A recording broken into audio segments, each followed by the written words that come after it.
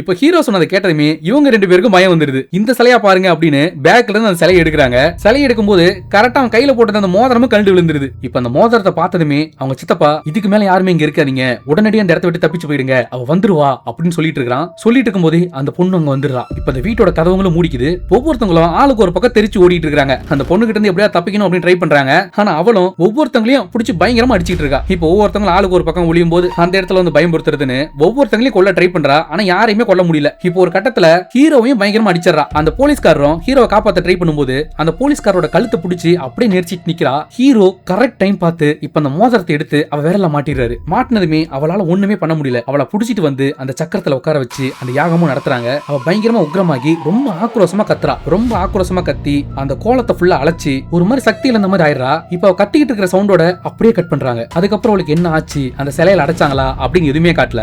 ரொம்ப நாளைக்கு அப்புறம்ங்கிற மாதிரி காட்டுறாங்க. ஹீரோ அந்த வீட்டை பூட்டிட்டு கார்ல ஊருக்கு கிளம்புறான். கிளம்புனா கூடவே அந்த பொண்ணு இருக்கா. அந்த பொண்ணு கிட்ட மாயா கிளம்பலாமா அப்படின்னு சொல்லிட்டு அந்த பொண்ணை கார்ல கூடவே கூட்டிட்டு போயிட்டு இருக்கான். இப்ப இங்கேயும் அந்த 2 பொண்ணுங்களும் டாக்டரை மீட் பண்ணிட்டு வந்துட்டு ஹீரோ தங்கி இருந்தா பாத்தீங்களா ஒரு வீடு, அந்த வீட்டுக்கு வராங்க. வந்தா வீடு லாக் ஆயிருக்கு. இப்ப அந்த பக்கத்து வீட்டுக்காரர் போல அவர்கிட்ட கேட்டுட்டு இருக்காங்க. நிரஞ்சன் இங்க தானே இருக்கான் அப்படின்னு சொல்லி கேட்க, இங்கதான் இருந்தாரு ஆனா கொஞ்ச நாளாவே ஒரு ஆளை காணோம், எங்க போனாருன்னு தெரியல அப்படின்னு இருக்காரு. அப்புறம் பூட்டி இருக்கு, அவரோட ரூம்மேட் அருள் இருப்பாரு அப்படின்னு கேட்க, ரூம்மேட் அருளா, அப்படி யாருமே இங்க இல்லையே, இந்த வீட்டுல ரொம்ப நாள் அவர் மட்டும் தான் இருக்காரு அப்படின்னு சொல்றாரு. இதை கேட்டதுமே இவங்களுக்கு ஒரு மாதிரி ஷாக் ஆகுது. ஷாக் ஆகி அந்த வீட்டுக்குள்ள எப்படியே போய் ஆகணும் அப்படின்ட்டு அந்த கதவை எப்படியும் ஓபன் பண்ணி உள்ள போறாங்க. உள்ள போனா வீடு ஒரு மாதிரி கலைஞ்சு கிடக்குது. அதாவது ரொம்ப அலங்கோலமா ட்ரெஸ் எல்லாம் அங்கங்கே குடிச்சிட்டு வச்ச பாட்டில் குப்பைன்னு அந்த வீடே ஒரு மாதிரி மெயின்டைனே பண்ணாம வச்சிருக்கிற மாதிரி இருக்கு. ஆனா இதுக்கு முன்னால ஹீரோ அந்த அருள்ங்கிறவர் கூட இருந்த மாதிரி காமிச்சிருப்பாங்க.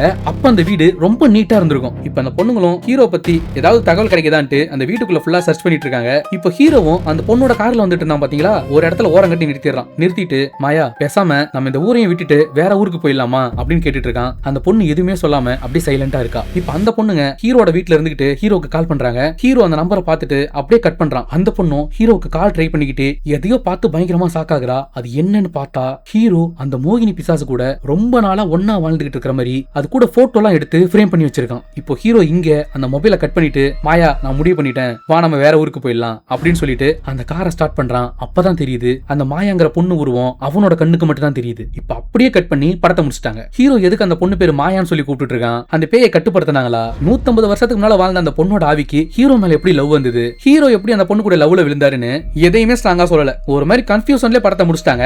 இந்த படம் இப்ப 2026ல மலையாளம் சினிமாவில அரூபிங்கிற நேம்ல வந்தது. இந்த படம் பிரைம் வீடியோல தமிழ் டப்லயும் இருக்கு. சோ பார்க்கணும்னு இன்ட்ரெஸ்ட் இருக்கவங்க பாருங்க.